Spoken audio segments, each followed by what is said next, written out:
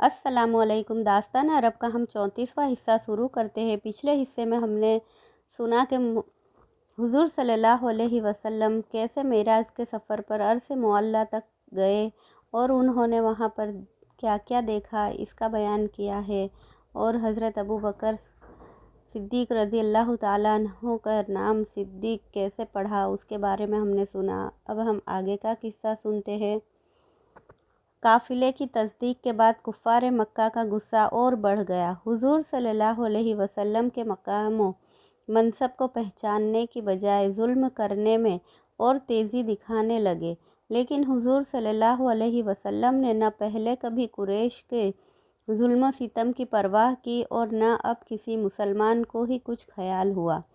तमाम मुसलमान खामोशी और सुकून से नमाज़ पढ़ते, रोज़े रखते, तिजारत करते और मौके मौके से अपने पड़ोसियों और रिश्तेदारों को कलाम इलाही सुनाते, तबलीग इस्लाम करते और जो मुसलमान होना चाहता उन्हें मुसलमान कर लेते। इस तरह धीरे धीरे बहुत से लोग मुसलमान हो गए। इसी बीच अबू तालिब, जो हुज़ूर सल्लल्लाहु अलैहि वसल्लम के चचा थे, बहुत बूढ़े हो चुके थे। सियब अबी तालिब में वो भी 3 साल तक भूखे प्यासे कैद रहे थे। मुसलमानों को, उनकी औरतों को, उनके बच्चों को भूख से एड़ियाँ रगड़ते देखा था। इन तकलीफ़ों और भूख प्यास की ज़्यादती से उनकी सेहत पर बुरा असर पड़ा था। वो कमज़ोर होकर बिस्तर पर पड़ गए थे। उन पर बीमारी ने अपना पूरा कब्ज़ा कर लिया था। चूँकि हुज़ूर सल्लल्लाहु अलैहि वसल्लम से अबू तालिब से बेहद मोहब्बत थी, वो हुज़ूर सल्लल्लाहु अलैहि वसल्लम की हर हालत में मदद फरमाते, सरपरस्ती करते और हर तरह से हिमायत करते रहे। इसलिए हुज़ूर सल्लल्लाहु अलैहि वसल्लम को आपसे बेहद मोहब्बत हो गई थी। आपने उनकी देखभाल में कोई कमी न की।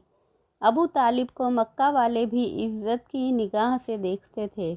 इसलिए उनके बीमार होने की खबर आम हुई तो मक्के के तमाम बड़े लोग भी उनको देखने और उनके पास बैठने के लिए आने लगे। हुज़ूर सल्लल्लाहु अलैहि वसल्लम चाहते थे कि अबू तालिब का बाकायदा इलाज कराए, लेकिन कुफ़ार तो काहिनों और आराफ़ों को दिखाने के कायल थे। खुद अबू तालिब भी यही चाहते थे।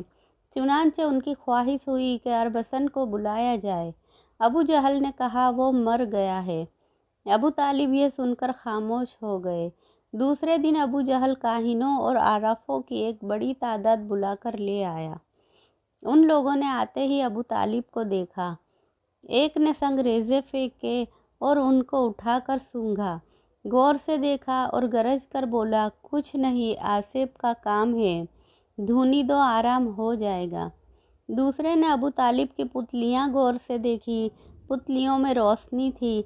पास बैठने वालों की शक्लें साफ नज़र आ रही थी। चिल्ला उठा, बड़े बड़े कहरी जिन्नों का साया है। जब इन जिन्नों को पकड़कर मारा जाएगा तब सेहत होगी। तीसरे ने तस्त में पानी भरकर देखा। देर तक देखते रहे। जब कुछ नज़र न आया तो बोले, कोई बड़ा खबीस जिन लिपटा हुआ है, जो कि शक्ल तक नहीं दिखाता। कोई जानता हो तो बताए कि वो कौन सा जिन है, हम उसे पकड़कर मार डालेंगे। चौथे ने इंसानी जिस्म के आज़ाओं की हड्डियाँ निकाल कर फैला दी। उनको गौर से देखा। एक खोपड़ी को चरख दिया। जब वो गिरी तो उसे उठा कर देखा। उसमें एक तस्वीर की झलक नज़र आई। उछलकर बोले, हाँ हाँ, वो जिन ये है। इन्हीं करतबों में शाम हो गई। इलाज वगैरह कुछ न हुआ और मरीज़ की हालत और बुरी हो गई। हुज़ूर सल्लल्लाहु अलैहि वसल्लम इन शैतानी गिरोह को देखकर कुढ़ रहे थे। वो देख रहे थे कि मरीज़ का आखिरी वक्त करीब आ गया है। जी में आता था कि खुद ही इलाज शुरू कर दे और कुछ नहीं तो थोड़ा बहुत शहद ही चटा दे, लेकिन इसमें भी कुफ़ार रुकावट पैदा कर रहे थे। अबू तालिब पर गफलत तारी हो गई। रात बड़ी बेचैनी में गुजरी। कुफ़ार को यह डर भी था कि कहीं मोहम्मद सल्लल्लाहु अलैहि वसल्लम मरते वक्त ही अबू तालिब को मुसलमान न कर ले। इसलिए वो हर वक्त अब अबू तालिब के पास रहना पसंद करते थे। किसी तरह रात गुजरी। صبح ہوئی تو ابو طالب کی حالت کچھ بہتر نظر آئی۔ تمام کفار ان کے گرد بیٹھے تھے۔ سب نے سمجھ لیا کہ اب ابو طالب نہ بچ سکیں گے، اس لیے جب ان کو ہوش آیا تو ابو جہل نے کہا، ابو طالب حالات بتا رہے ہیں کہ اب آپ کی زندگی کا آخری لمحہ آ گیا ہے۔ آپ اپنی زندگی میں اس جھگڑے کو جو ہمارے اور آپ کے بھتیجے محمد صلی اللہ علیہ وسلم کے بیچ ہے ختم کر جائیں، تاکہ آپ کے بعد یہ جھگڑا بڑھ کر بھیانک لڑائی کی وجہ نہ بنے۔ ابو طالب نے اس سے پوچھا، تم کیا چاہتے ہو؟ ابو جہل نے کہا، ہم صرف یہ چاہتے ہیں کہ آپ کا بھتیجا محمد ہمارے 1000 سالہ معبودوں کو برا نہ کہے۔ حضور صلی اللہ علیہ وسلم اپنے محترم چچا کے پاس ہی بیٹھے تھے۔ ابو طالب نے ان سے محمد صلی اللہ علیہ وسلم سے خطاب کرتے ہوئے کہا، بیٹے تم کیا چاہتے ہو؟ حضور صلی اللہ علیہ وسلم کھڑے ہوئے اور آپ نے فرمایا، چچا میں کسی کے معبود کی توہین نہیں کرتا، صرف یہ کہتا ہوں کہ ایک خدا کی پوجا کرو، اس خدا کی جو کہ پالن ہار ہے، جس نے پیدا کیا ہے، جو موت پر قادر ہے، اس کے بعد زندہ کر کے حساب لے گا، وہ پاک ہے، بدلے کے دین کا مالک ہے، اس کی پوجا ہی صحیح ہے، نجات اس کو ملے گی جو نجات دینے والے کی عبادت کرے گا۔ اپنے ہاتھوں سے تراش کر بنائے پتھر کے بت خدا نہیں ہو سکتے۔ یہ سنتے ہی کفار مکہ بہت بگڑے اور غصے سے ابو طالب کے مکان سے باہر چلے گئے۔ ان کے باہر جاتے ہی ابو طالب نے کہا، میرے پیارے بھتیجے تم سیدھے راستے پر ہو، میں تم کو بچپن سے جانتا ہوں اور کبھی کسی کو ستاتے یا جھوٹ بولتے اور حق مارتے نہیں دیکھا۔ تم نے ہمیشہ سچ کہا، کبھی امانت میں خیانت نہیں کی۔ میں جانتا ہوں اور اچھی طرح جانتا ہوں کہ نہ تو جاہ طلب ہے اور نہ زر زمین اور نہ زن کا طلبگار ہے، نہ منصب کا دل دادا ہے، نہ حکومت و سلطنت چاہتا ہے، صرف اس بات کی تمنا کرتا ہے کہ قوم ہزاروں خداؤں کو چھوڑ کر ایک خدا کے پجاری بن جائے۔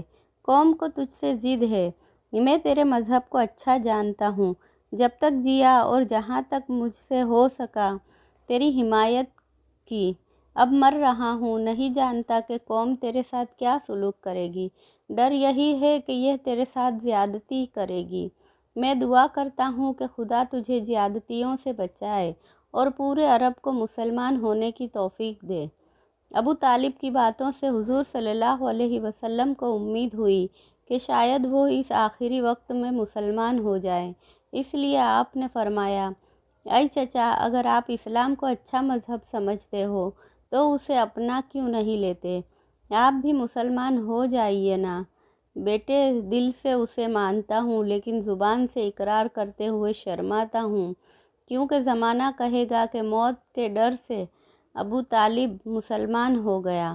ابو طالب نے کہا، حضور صلی اللہ علیہ وسلم نے فرمایا، اس بات کا خیال نہ کیجیے، مرنے کے بعد کون آپ سے کہنے جائے گا، اے چچا اگر آپ کلمہ پڑھ لیں گے تو خدا آپ کو جنت میں داخل کرے گا۔ ابو طالب پر سکرات موت طاری ہو گیا۔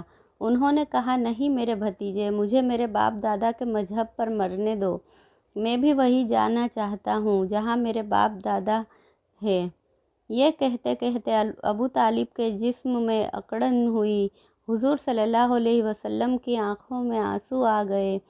آپ نے فرمایا کہ افسوس چچا، تم مسلمان نہ ہوئے۔ خدا کا حکم ہے کہ وہ کسی مشرک کو نہ بخشے گا، مگر میں آپ کی مغفرت کے لیے ہمیشہ دعا کرتا رہوں گا۔ ابو طالب کو ایک ہچکی آئی اور اس کے ساتھ ہی ان کی روح جسم سے نکل کر پرواز کر گئی۔ ان کے مرنے کی خبر پورے مکہ میں گھر گھر پہنچ گئی۔ مکہ میں عام اداسی چھا گئی۔ اگلا قصہ ہم آگے کی ویڈیو میں سنیں گے، تب تک کے لیے اللہ حافظ۔